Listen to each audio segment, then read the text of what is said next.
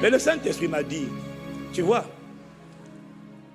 ce que ce libérateur est devenu à l'école du Saint-Esprit, il m'a dit de préciser que ce n'est pas le résultat de ces jeûnes et de ces prières. Il sait bien de prier et de jeûner pour nourrir, alimenter, entretenir la communion avec le Saint-Esprit. Quelqu'un dit Amen s'il me suit.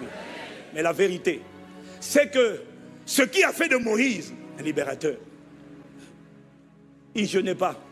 Dieu est parti le prendre. Il a tiré de l'emprise, de la domination des esprits des eaux. Et Dieu l'a fait sur la base de sa volonté souveraine seule. Ça n'avait rien à voir avec les capacités de Moïse. Ça n'avait rien à voir avec... c'est juste que Dieu, dans son plan souverain et dans sa préscience, avait prévu dans sa destinée que cet homme-là, je m'en servirai comme d'un libérateur qui va libérer mon peuple de la tyrannie de Pharaon et de la maison de la servitude. Ce n'est pas lui qui l'a fait, ce n'est pas Moïse, c'est Dieu qui, dans sa grâce, est allé le saisir et l'attraper et le faire sortir de là. Sinon, tu vas croire que pour être délivré et devenir un libérateur, je dois jeûner. Non, il m'a dit non. Et un ami prophète, hein, un vrai, parce qu'il y en a beaucoup, il y a beaucoup de faux, mais il y a quelques-uns qui sont vrais. Un ami prophète m'a dit une fois, il m'a dit, Bishop, quand je vois là où ton frère Yves et toi, vous êtes aujourd'hui, il m'a dit, quand je vois là où vous êtes, et je vois ce qui tient votre famille, parce que Dieu lui a montré des choses, et puis quand je vois ce qui combat votre famille, il dit, il n'y a aucun moyen que ton frère et toi, vous soyez en train de faire ce que vous êtes en train de faire. Il m'a dit, c'est pas possible. Ce qui vous tient, regarde les oncles, regarde les tantes, regarde les grands-parents, regarde l'ethnie, regarde la ville, regarde le pays, ce qui tient les gens. Il n'y a aucun moyen que vous soyez là où vous êtes, si ce n'est par la grâce de Dieu. Aucun moyen. Aucun moyen. Ce n'est pas parce que vous êtes brillant, ce n'est pas parce que vous êtes intelligent, ça n'a rien à voir. Et quand il a dit ça, je me suis souvenu, 1995, 1996, cette expérience où ce qui combattait ma famille est rentré en moi. Un esprit maléfique est rentré. Et puis se baladait. Au début, rappelez-vous l'histoire que je vais raconter. Pour ceux qui ne la savent pas, qui ne la connaissent pas. Cet esprit qui est rentré et qui me frappait, comme on me piquait avec des cactus, on me tapait des coups. Et il se baladait d'abord sur ma tête, il me tapait. Après, il se baladait sur le corps, il tapait. Et je venais de naître de nouveau. J'avais à peine quelques mois de conversion. Je ne connaissais pas les Écritures comme je les connais aujourd'hui. Je me rappelle, et il m'a rappelé. Le Seigneur m'a ramené à cet épisode. Et quand j'ai eu cette oppression démoniaque, j'ai appelé mon pasteur ghanéen qui était en Italie. Il a prié pour moi, il a pris autorité. Ça n'a rien fait. La chose se baladait sur mon corps et puis me frappait. J'ai appelé mon pasteur à Paris, mon père spirituel. Là où je l'ai de nouveau. Il a prié pour moi, il a pris autorité. Au nom de Jésus. Rien. Et je me rappelle, j'avais à peine quelques mois dans le Seigneur. J'ai dit, je ne peux pas vivre comme ça. Et c'est là que j'ai décidé d'entamer un jeûne de 3 jours. Je n'avais jamais fait un jeûne de 3 jours. Mais la preuve que ce n'est pas mon jeûne qui a fait la différence, c'est que Dieu n'a même pas attendu 3 jours. 24 heures après, dès que je me suis mis au sol pour dormir, j'ai dormi sur une natte. Quand je me suis relevé, l'oppression s'était arrêtée. Et c'est là que des écailles ont commencé à tomber de mes yeux, ont commencé à tomber. Et ça a duré plusieurs semaines. Il y avait des écailles qui tombaient. Je sentais comme un poisson, des écailles de poisson qui tombaient. Je ne comprenais pas. Et c'est là qu'il y a ce passage biblique, je ne sais pas où il est. La Bible dit, il tomba des yeux de Saül comme des écailles. Je ne sais pas si vous avez le passage. C'est ça. Il tomba, c'est ça que j'ai expérimenté. Et je ne peux pas expliquer. Ça tombait. Et après les écailles, c'était l'eau. J'avais une douche en permanence sur la tête. Donc, je me balade dans la rue, j'entends... Au travail, j'ai de l'eau qui coule sur moi. Pas physiquement, mais je voyais, c'était sur ma tête et ça me lavait. C'était tellement agréable que je priais que je ne s'arrête jamais. Ça coulait. J'entendais poc, les gouttes d'eau, poc. Et ça me lavait, on me lavait. Depuis ce jour-là, quand tu me dis que l'homme n'est pas un esprit, je me suis posé la question, alors si l'homme n'est pas un esprit, si dans ce corps, dans cette enveloppe, il n'y a pas un esprit, dis-moi pourquoi je sentais l'eau sur la tête. Et alors c'est quoi cette eau qui venait sur la tête? Parce que là, il y a un corps spirituel. S'il y a un corps naturel, bien aimé, il y a un corps spirituel. Tu es un esprit. Dis Amen. Alors, je me souviens de cette expérience où l'eau a duré des mois. Pendant des mois, c'était l'eau. C'était tellement agréable. Je priais que ça ne s'arrête jamais. C'était tellement beau. Et quand je racontais aux gens, je racontais à mon pasteur ghanéen, je lui expliquais que j'ai de l'eau qui est en train de me laver. Ivan, what is this? Après, il m'a demandé, do you have peace? Est-ce que tu as la paix? J'ai dit, oh yes. Je suis comme Pierre. J'ai envie de dire, Seigneur, n'allons nulle part. Ah, Seigneur, dressons une tente ici pour Élie, pour toi, et puis pour Moïse, et puis restons là toute la vie. C'était tellement agréable. Et puis après, l'eau, pendant plusieurs semaines, c'était un vent bizarre, un vent impétueux. Je sais ce que c'est que le vent impétueux parce que quand j'avais les yeux ouverts, je ne sentais pas. Dès que je fermais les yeux, j'avais l'impression que c'était un tourbillon. Vous. Et je me rappelle une fois, j'étais à genoux en train de prier au bord de mon lit. Et quand je ferme les yeux, j'ai l'impression que le lit était emporté. Tellement le vent était violent. Et quand j'ouvre les yeux, le lit est toujours là. Je me disais, mais c'est quoi cette histoire? Et ça a duré pendant des mois, des mois. Après le vent, c'était le feu. Mais le feu ne me touchait pas. Quand je dormais, j'avais l'impression qu'on me mettait dans un four. On me mettait dans un four, exactement comme un plat. On te met dans un four. Mais sauf que le feu ne me touchait pas. J'avais chaud. Et puis des fois, je sentais une intercelle de feu, mais elle ne venait pas sur moi. Et j'avais la conviction qu'une seule goutte de feu m'aurait tué. Donc des fois, je sentais comme une intercelle, mais pas sur moi. Pouf. Et dès que ça sonnait, ça cliquait là-bas, j'avais la chair de poule. J'avais un feu. Le feu a duré des mois. En regardant en arrière, et en pensant à ce que m'a dit mon frère, il n'y a aucun moyen que ton frère et toi, vous soyez en train de faire ce que vous êtes en train de faire. Quand je vois ce qui combat ta famille, et quand je vois la trajectoire que tu es en train de donner à ton frère et à toi, c'est pas naturel. Et là, Dieu m'a rappelé, il m'a dit, tu vois, ce n'est pas ton jeûne qui a fait ça, ce n'est pas ta prière, c'est moi qui, dans ma volonté souveraine, avais décidé de faire de toi mon instrument dans ton époque, dans ta génération.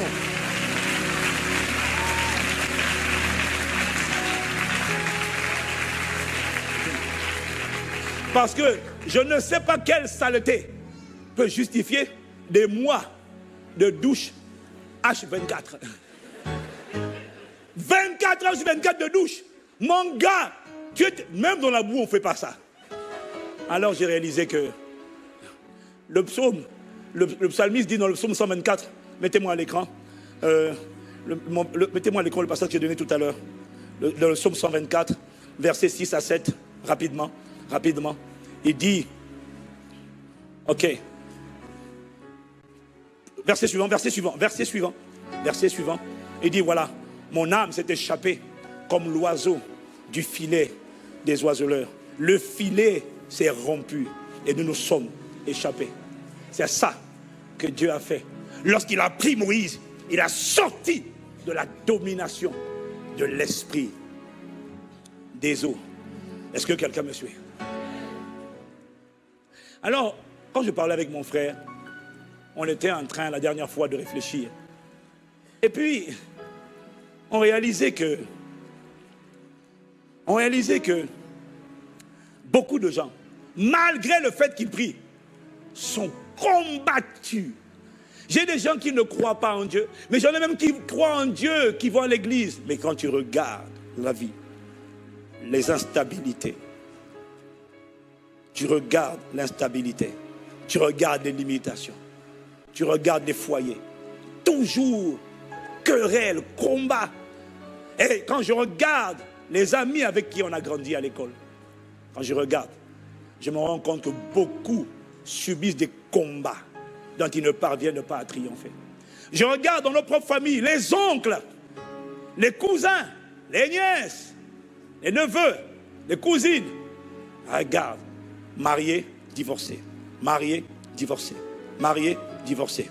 Travail, petit travail. Là, ça ne va pas. Petit fruit, petit résultat. Et tu te rends compte que beaucoup de gens, malgré eux, sont combattus. Et on parlait. Et puis, le Seigneur nous faisait réaliser. Quand tu regardes. Et puis on regardait, on parlait entre nous. Dans les familles, dans la ville, dans le pays, dans la région, dans le continent. Premier bureau, femme par-ci, femme par-là. Et puis tu te rends compte que Dieu nous a fait échapper à tout ça. Et puis on se disait, quand tu vois la fierté que le pasteur Yves a à parler de son épouse, la fierté que j'ai à parler de la mienne, je regarde le foyer, Je regarde les enfants. Je regarde le ministère. Tu regardes ce que Dieu a fait. Et tu regardes ce que Dieu est en train de faire à travers Impact Centre Chrétien. Tu regardes, tu as l'impression, là où chez beaucoup, il y a un combat de limitation, de vision, petite vision. Mais tu te rends compte que Dieu nous a donné la grâce d'avoir une grande vision et de croire en une grande vision et de voir une grande vision en train de se déployer, qui est en train de s'étendre dans toute la francophonie et qui est en train de dépasser la francophonie. Et puis on se rendait compte, mais la vérité, c'est que, mais purée, notre trajectoire là, ce n'est pas la norme dans la famille. La norme, c'est les mariages, se sont tous arrêtés. La norme, c'est, il y en a qui travaillent, ils gagnent de l'argent, mais ils n'épargnent pas. Est-ce que quelqu'un me suit? Et puis on constatait, et puis on se disait, waouh. Il y a une chanson qu'on m'a appris, mais c'était quand j'étais avec les anglophones. My soul, mais bon, c'est pas grave, mais my soul escaped out the bird, out of the snare of the fowler. C'est le chant. Ça dit, mon âme s'est échappée comme l'oiseau du filet de l'oiseleur. The snare is broken. Le filet est brisé, est rompu. And I have escaped. My name, my help is in the name of the Lord.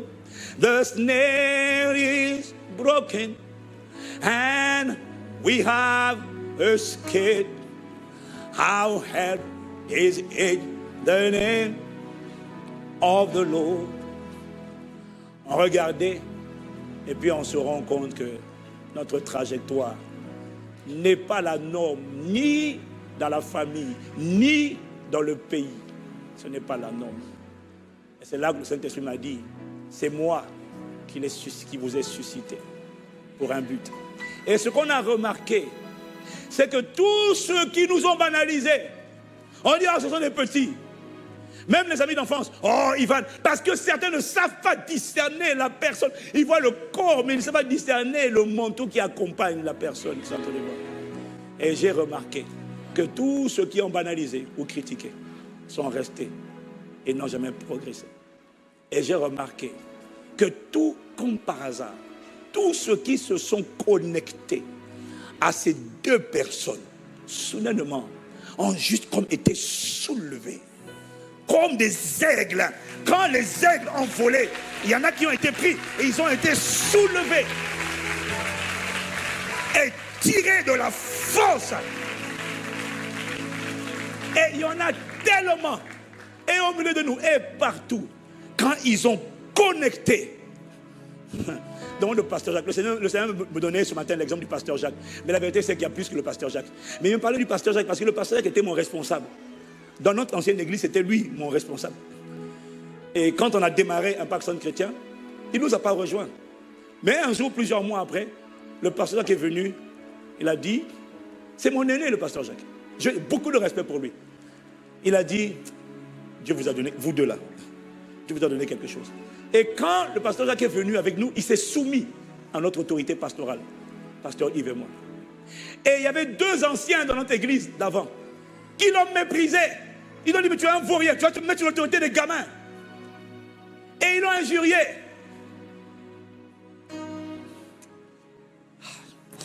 Chakalaba.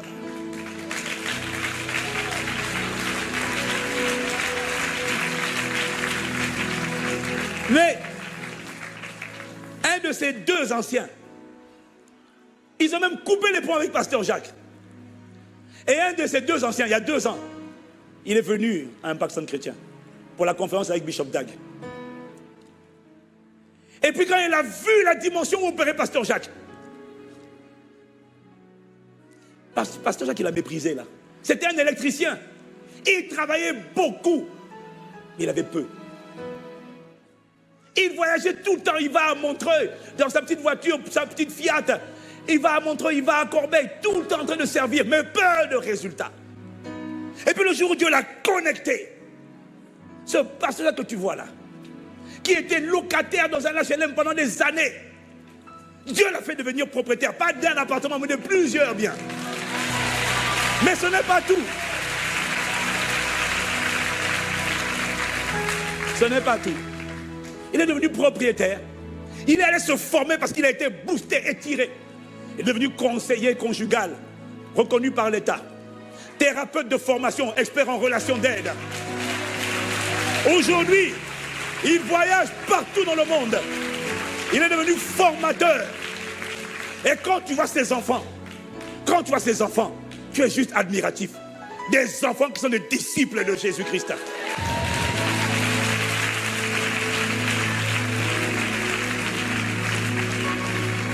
Et pour finir, lui-même, il me dit ça en riant. Il me dit, qui aurait cru que moi, Jacques Balanda, j'aurais pu devenir écrivain, auteur.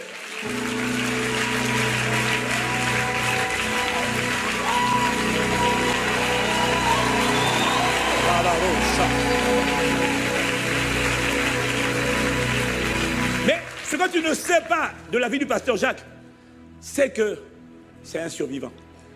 Il est né d'une famille de 4 enfants. Les parents sont morts depuis les années 90, trop tôt. Les 3 sont morts. Il est le seul rescapé. Et il était tellement combattu dans la sorcellerie. Et il a un cousin qui, parce qu'il a décidé d'aller à Kinshasa récupérer le terrain de la famille, un cousin qu'il a combattu visiblement et spirituellement. Et ce cousin allait de village en RDC pour aller voir les plus grands sorciers pour essayer d'atteindre le pasteur Jacques. Et j'avais dit au premier trimestre que passé le 31 mars, tous les esprits de mort qui ne lâchent pas prise vont mourir. Tous les gens qui ont appelé la mort, ça va retomber sur eux. J'avais parlé. Parce qu'il m'avait dit qu'il était combattu. Je savais qu'il était combattu. Des fois, il dormait et puis il se bagarrait la nuit. Le 1er avril, il m'appelle, totalement choqué. Il me dit, on vient de m'annoncer que mon cousin vient de mourir d'une maladie inexpliquée. Son corps a commencé à exploser tout seul. Il est mort le 1er avril. Le Seigneur m'a parlé. Tu vois, ce que je te dis, il m'a dit, c'est ma grâce.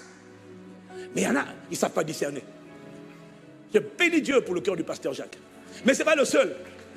Comment Dieu te délivre des réclamations définitivement? Il m'a dit, connecte-toi à un libérateur. Donc ça se voit qu'il a été libéré. Des eaux, il a été libéré. Tu ne peux pas dire je suis un libérateur quand tu es esclave. Tu ne peux pas. Connecte-toi. Et du coup, quand tu te connectes, le manteau, la voix de ce libérateur, quand elle parle, c'est la voix de Dieu qui retentit. Et quiconque se cramponne, sort de là, sort.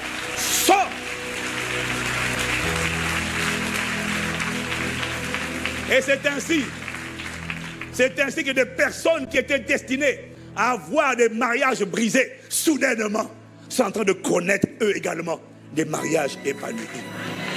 Des personnes qui étaient censées être frappées par l'instabilité conjugale, professionnelle, psychologique, maintenant sont en train de marcher dans la solidité, dans la consistance, dans la productivité, en route vers la création de richesses.